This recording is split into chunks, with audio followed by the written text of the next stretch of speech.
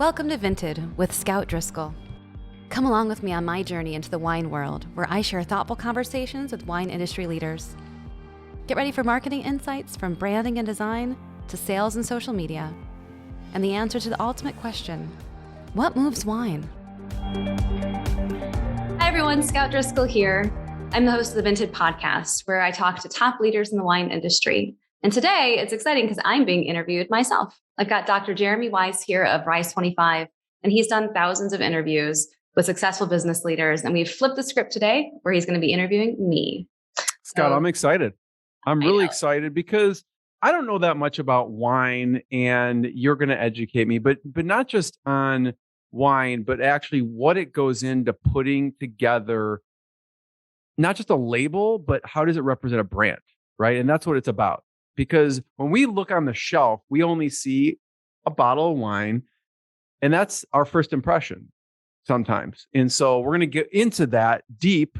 But before we do, this episode is brought to you by Vint. And Vint is wine branding and design where rich storytelling meets smart design. And Vint Studio goes beyond the label, like I was just saying, guiding wine brands through strategic branding and packaging evolutions. And I know your work with Cooper's Hawk has helped them grow one of the nation's largest wine clubs to over 450,000 members. Some of their favorite, label designs have included Cooper's Hawk's collaborations with many different winemakers. Who are some of the winemakers, Scout, that that are part of the collaboration?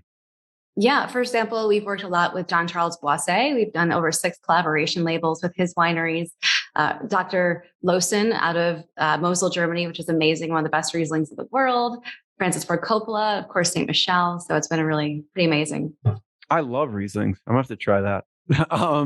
So what makes, I know, one of the things, Scott, that makes Vint unique is no ego, Midwestern work style, all women team, over 20 years of experience in consumer brands across different industries. So if you have questions, you can learn more about Vint at vint.studio. If you want a free label audit for your brand, you could email them at hello@vint.studio. So let's get into it, Scott. I want to start with kind of Vint and how this all got started. Yeah, it's, in some ways, Vint was kind of our pandemic pivot. So DesignScout, to roll back a little bit, is my studio that I created in 2003. So for nearly 20 years, we have been helping clients in all industries, but mostly kind of consumer brands, food and beverage, folks like Metropolis Coffee, craft beer, restaurants. And we noticed that, our personality-rich branding worked really well in those categories. And if you asked me in 2019 what kind of business we were, I would have told you we were one of the preeminent restaurant design studios in the Midwest, with folks in Chicago like Goddess and the Baker and like really fun Instagram-worthy brands.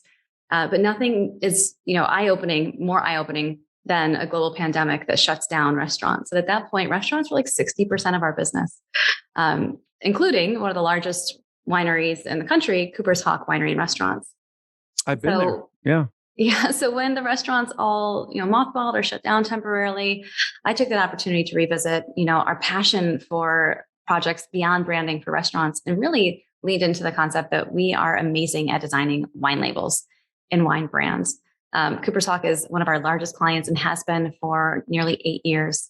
We've done over 100 wine labels for them. And I've always been super passionate about the wine industry and the wine world and wine design and, of course, wine. But I was nervous to enter the wine industry. We're in Chicago. We're not a West Coast design studio. But it's been so amazing meeting and connecting with people across the country from coast to coast that it was actually so interesting and so exciting that I decided to start this podcast. I wanted to kind of reconnect with some of the people who helped me in my own personal immersion into the wine industry, introduce to people how warm and welcoming the whole industry has been, and also share our insights, whether it's on marketing, packaging, branding, et cetera. And in every episode, we'll be really talking to people about the question of what moves wine? How do you sell wine? Sometimes, Scout, what we see or other people see as our biggest disadvantage could be our biggest advantage. And how do you feel like being in Chicago is an advantage? Well, I mean, Chicago drinks more wine than almost any city in the nation. So it's not bad to be in such a food prevalent town as Chicago. Think of the wine culture and the food culture here with Alenia and some of the top restaurants in the world. So wine is certainly, part of our culture here in Chicago, even if we're not producing it. Much to my chagrin, all I want to do is walk around vineyards every day. I don't know about you guys, but I don't get my fulfillment of that as often as I would like. But beyond that, I really think it's nice that we're centrally located, and I've done a lot of immersion of myself into the industry, of course, in the Valley and in Napa and Sonoma, et cetera. But I have conversations all the time with people in Texas and Hill Country, people in Long Island. So the fact that we're so centrally located is actually a really great thing. I've also found too that, with total respect to a lot of really crazy talented designers on the West Coast, there's a little bit of a different process that we follow here in our branding studio that I think is really an opportunity for people to think about wine branding and wine design differently.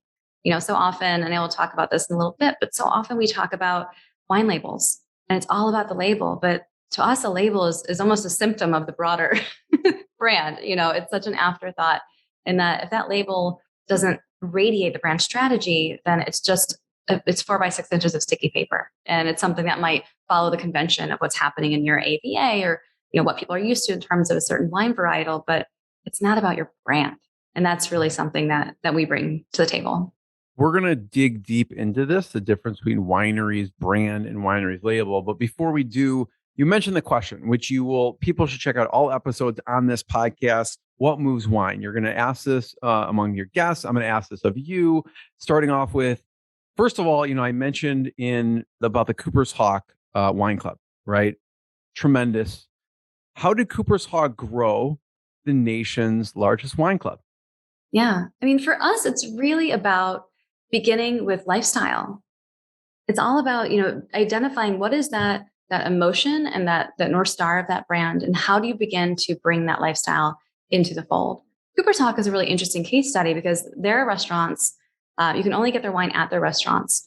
And their restaurants are really, for the most part, only east of the Mississippi River. So there's no California wine country Cooper's Hawks. But their whole concept is built on the idea of bringing access to the Napa style tasting rooms, to the wine experience, demystifying wine. And so for them, it was all about helping them hone that lifestyle brand, giving people a taste of Napa, but keeping it incredibly approachable, educational, friendly, and allowing them little bits of how they connect with the good life. One of the pieces that we first explored with them way back in the day is their membership brochure. And it was all about how members get it. And I love this. And if you're watching the video, she's holding up, if you're listening, I'll kind of narrate a little bit, but you're holding up, explain what you're holding up. Yeah. So I'm showing just a little 6x6 inch brochure that really changed how Cooper's Hawk began to think about marketing the wine club. And this was back when they were maybe 150,000 members. Today, their Cooper's Hawk Wine Club is 450,000 members. So this was really instrumental in evolving that lifestyle brand. And of course, it's filled with images of people enjoying wine at Cooper's Hawk, but it really also explains to them all the wonderful pieces of the lifestyle, the big picture that they're getting. So it's access to wine and education for wine across, literally across the globe. Letting them take wine trips and access to adventure, which I really love this image of women walking through a vineyard together. Invited to special events with chefs like Tyler Florence, which is something that's happening pretty soon. Extra special gifts every year. They get a magnum of wine for the anniversary some months. It's just a huge opportunity to get extra things. And then just value. So beginning to kind of think about the full lifestyle of that Cooper's Hawk Wine Club. What are the ways that we connect with people? What are the core tenets and North Star of that brand? And then really reinforcing all of that lifestyle through very strategic designs. And that's something that allows you to not just, talk the talk, but walk the walk in your design and branding. I always say I'm like a broken record with this, but people read design faster than words, much to our copywriter's chagrin. But, you have to be saying something with your visuals, and what you're saying has to be really focused on your brand strategy. So that's part of how we've helped Cooper's Hawk grow. And also, obviously, Cooper's Hawk has an amazing team, an incredible winemaker. They have, hundreds of thousands of loyal wine club members who help build the culture. No brand success is built on one collaborator, but we're just really we're really proud of the piece that we've had, the part that we've had in helping grow that wine club. One thing I want to hear from you are some of your favorite designs, also maybe some of your favorite wines also. Anything else on the wine club that we should mention? I just think everyone should join it. It's such an amazing, especially for those of us who aren't in, California. It's a great opportunity to have that constant access to wine. And truly, recently someone was asking me how I got my wine education. And in some ways, it's been through the Cooper's Hawk Wine Club. And the 100 labels that we have done, I have understood, more and more and more about wine. I've had the opportunity to taste steep slope Rieslings from Mosel and understand how Mosel Riesling tastes different than other Rieslings. I've had the opportunity to enjoy wines from the Andes Mountains in Argentina, to get to know what makes a Vino Verde so effervescent.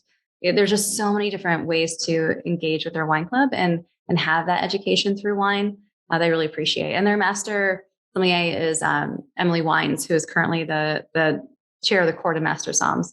And she is such an incredible educator and such an incredible spirit, and has really helped us hone our design for each wine through her kickoffs for every project, where we talk to her about the terroir, about the culture, about why certain foods are prevalent in those regions, what key things are there to highlight in that label. And that allows us to really bring that experience to life in the blink of an eye for the wine club members. She was destined to be in the wine industry with I know, that her name. name's Emily Wines. There is some book, Scout, that says if your name is Dennis, you're X number of times more likely to be a dentist. Like it does Really? follow. So yeah, there's an actual statistical, I forgot which book it was. But anyway, so she was destined to be in the wine industry. Totally. So some of your favorite designs. Yeah. Well, look. Funny, these should be here. So behind me are some of my favorite designs that we've done for Cooper's Hawk. This is a wine called Scarletto. Is it upside down? No. So Cooper's Hawk Scarletto is done in the Scarletto style, and it was absolutely amazing. It was from Northern Italy, and it's like a sparkling red. It's actually a little on the sweeter side. So if you like a sweeter wine, I like sweet. Yeah. It's really delicious. And I love this design because we used screen printing. So we had the opportunity to use a metallic gold screen print, some vertical type, and it's incredibly simple, but it just conveys the fact that it's a sparkling wine with this effervescent design aesthetic, but also you see the wine color, which is this beautiful, deep red sparkling, which you never get to see.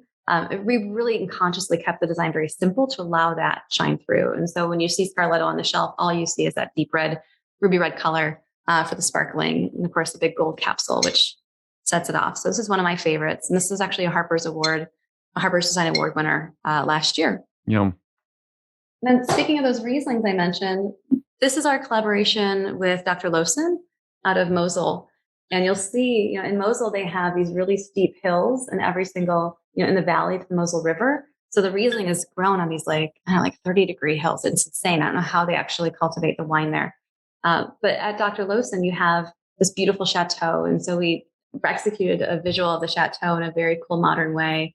We actually used a green foil to highlight the whole chateau on this rich, dark teal paper, which just gives this bottle such a cool green and teal vibe, which you would never really see even such a dark label in a Riesling. So to go with that heaviness and the weight, but a really whimsical illustration as a nice balance of this design. So this is one of my all-time favorites, also a Harper's Design Award winner. I can see, Scott, as you pull the next one, is you've brought in kind of the story of the brand inside of the label. Like you were mentioning kind of the steep hills, and it kind of seems like to me it's represented inside, the label. Yeah. And that's what's so fun about designing for Cooper's Hawk, where you really only get Cooper's Hawk wine at Cooper's Hawk. You don't have to go pick it up at Total Wine or at Binny's. So we have a huge sandbox to play in that most studios don't, because our brand recognition really, and I don't say it doesn't matter, but to a certain extent, it's unimportant because it's not on the shelf with 1,000 other wines and you have to go pick out the Cooper's Hawk. When you walk into their tasting room, they have 65 everyday labels. They have a wine club, wine of the month for every month that's available. These are all 1 month only releases. You have their Lux. So you really have such a broad opportunity to design a label however we feel will best convey the story of that wine. But we have found over the years, what are the guardrails for that Cooper's Hawk design? How do we keep it feeling very Cooper's Hawk while making it play say very, playful for a rosé wine or pool wine kind of aesthetic, or maybe it's something that is, it's a double oaked Cabernet. So it has, or I'm sorry, double oaked Chardonnay. So it has like more gravity and it's more serious wine. And it has, a more serious approach to the overall visuals. We used a black label for some double oak Chardonnay that was beautiful, which you wouldn't expect for a white wine. And this is one of my favorite designs. This is my friend John. So for those of you who can't see, this is John Legend's LVE collaboration with Cooper's Hawk. And it's just a black and white image of him printed on a silver metallic foil. So he literally glows. And I wish this appeared better on camera because it's so stunning in person. But it's just his face looking down, and in gold foil, his logo and the Cooper's Hawk logo. So sometimes the most minimal designs can have the most impact and tell a story. And when you're working with a celebrity, to integrate that facial recognition at a glance is so critical. But I just love how that turned out and how much it radiates on the shelf. It's very moody. It's a really delicious wine. Any, just in general, some of your favorites, wine brands or wines that you like? Yeah. There's two brands that I love, and I tend to personally go for New World wines. And I also like people who break the rules and who kind of push the industry forward in terms of packaging. So we have been drinking a lot of Tank Garage Winery out of Calistoga, and they have really fun, irreverent labels. They are, I think of them as kind of like the craft beer of wine. They have really, very edgy, super intentional labels that are a little, like I said, very irreverent. Like they'll have like a necklace that says baby, or it's just a close up of that. But they also use really fun styles. We just enjoyed one of their wines the other day that I think was a blend of like 16 whites, because the fires had come to Napa last summer and they couldn't get their stock of grapes. So they used fruit from everywhere throughout California and just made this incredible white that was so complex. It was an orange wine.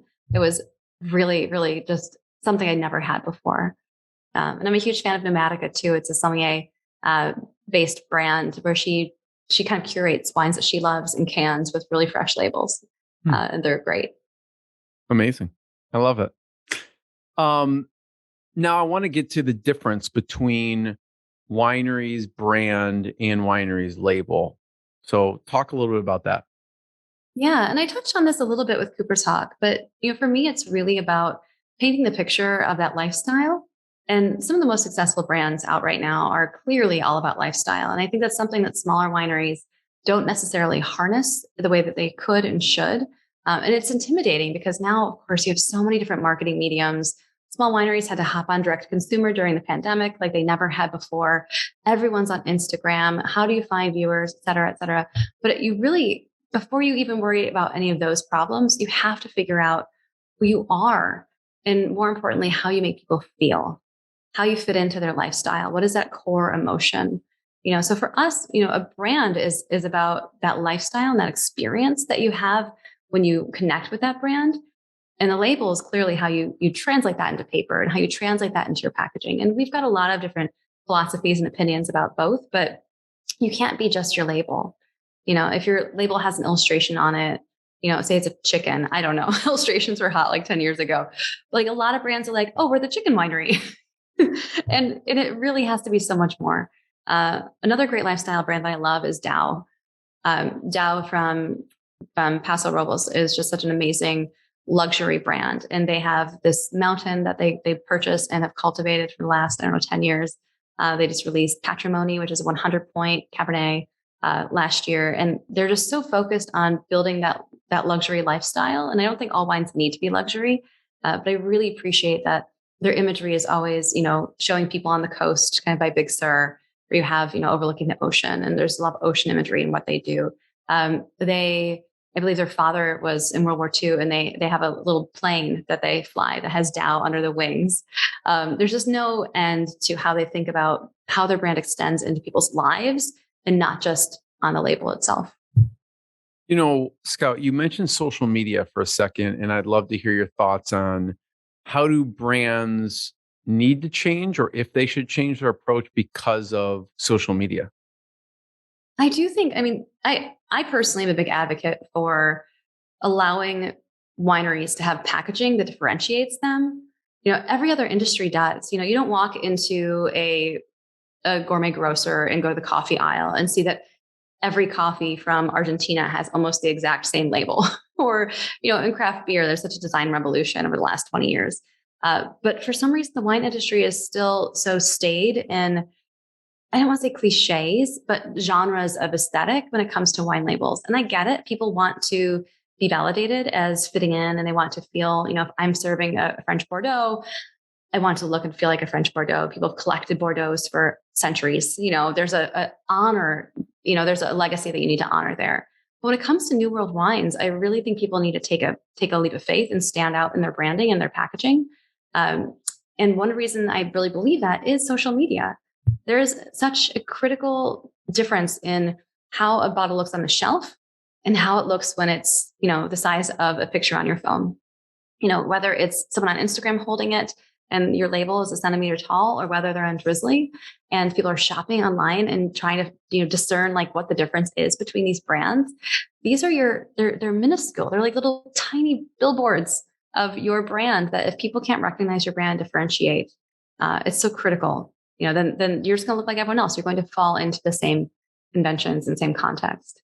And it's not a new philosophy. I mean, take a look at folks like Veuve Clicquot. Take a look at Tiffany's. There's ways to stand out without completely looking ultra modern or looking like you're breaking from tradition 100%. But I do believe that social media affects that. You need to stand out when you're tiny. I wanted to talk about the process a bit and what does, because we see the finished product. We don't see the you and your team toiling over the questions and understanding the brand. I just see, the label and it looks amazing. But talk about how you got there. Talk about some of the process and the brand. What does the brand strategy look like? Yeah. And it depends on, the client, of course, and who they are. But if we have the pleasure of being able to do brand strategy and branding before moving on to a label, we always begin with identifying that brand's North Star, which is that core emotion that you feel. What is that one driving, overall vibe that you get from that brand that has to apply to every single thing that brand does? For example, we're working on a craft spirit right now. And one of the core ideas for that brand is stamina. It's about, letting you enjoy the party all night long. It's about keeping yourself, experiencing that adventure, experiencing all of that. So that North Star has kind of begun to modify how we look at the brand beyond that. After the North Star, we look at your core tenants. And the core tenants are kind of the hows and whys of your brand. So it really begins to look at what are the things that make you unique and different, and how do you live those things? So for example, we've had clients whose core tenants might be, to use something very generic, authenticity, which I think is something that every beverage producer in the entire globe says that they do, unless you're, just some giant co-packer. But in general, it could be authenticity, it could be luxury, it could be something about, the terroir or the grape. It could be about what it is in that town that you make your wine in that's so special. We're working with a winery right now, and there's a bridge where they right down the street from their vineyard. And so we're talking a lot about that bridge and what that means. So it's part of their compass for their brand. We also help our clients figure out what their voice is like, which in some ways influences design even more. If your voice for your brand is, super irreverent, then your brand needs to look irreverent. If your voice is super confident, then there's a boldness to your aesthetic that we need to affect. If your voice is soft and feminine, even though I hate words like masculine and feminine design, but if it is a more traditionally feminine voice, then we might want to have a softer look and feel to the aesthetic of your brand. So it's part of where we start. For label itself, for us, it's really about that storytelling and what we're trying to convey in the blink of an eye. That story, and storytelling in wine labels is not revolutionary. We're not breaking the mold there, but really helping our clients take that journey with us to conveying that differentiation outside of the convention of what normally happens in wine design is really, really helpful. I imagine the process, Scout, creates a clarity, and also I'm imagining it translates. You take this process, it translates into not just the label, but maybe the messaging on the website, maybe the marketing piece. Do you find that it translates to other pieces? Yeah, as well? it has to, and that really is the difference between a label and a brand. Your brand lives beyond the label. You have to support that with consistent storytelling through design, whether that is the messaging on your website, whether that's your social media, whether it's a promotion you're hosting or a program or there's travel opportunities, when people visit your tasting room or winery, how you connect with people who can't come to your tasting room or winery. Taking a look at the huge tsunami of virtual tastings that occurred during the pandemic, it's really changed how people engage with that brand. I personally really love brands like Cellar Angels or Vint Social, where you're able to have these, winery experiences and tasting experiences, sometimes with the winemaker itself, in these virtual kind of Zoom places where you're allowed to have conversations, discuss the wine, go so far beyond the label. And I think that really adds to the overall lifestyle. Scout, is there anything else we should mention? I just want to thank you for taking me through this journey. And I love the thought process on that, because I think whether it's a wine label or any company, should be thinking about North Star, core tenants, all of those things. And so I suggest people check out other episodes of the podcast. You can go to vint.studio and learn more. Is there anything else we should mention as far as the process goes? I just think it's worth noting that our process has been honed by almost 20 years of working with clients across industries. And what's so interesting is when I'm in Napa and I'm talking to people about brand, so often I see their eyebrows go up and they say, wow, like we have a label designer, but we've never thought about everything holistically and about the cohesion it takes to really bring that brand to the next level. So I love that we're able to take our experiences from, that hipster coffee shop, or even, the luxury developer that we're working with. We, over the years, we really have honed DesignScout to be a brand evolution expert, studio. So we really help clients find what are those moments of truth in their existing brand and legacy they've built already, and then polish those and bring them forward into a new contemporary brand. And I'm so excited that we're able to take that experience across industries and lend that to the wine industry, which is such a special and unique place, and an industry that really needs to connect with younger consumers. Scout, I'm going to be the first one. Thank you for having me. Check out more episodes. And thanks, everyone. All right. Thanks, everyone. Tune in for the next Vinted. Subscribe today. For future episodes, marketing advice, and more, follow me on Instagram @Scout Driscoll. Learn more about Vint's design and branding services for wineries at www.vint.studio.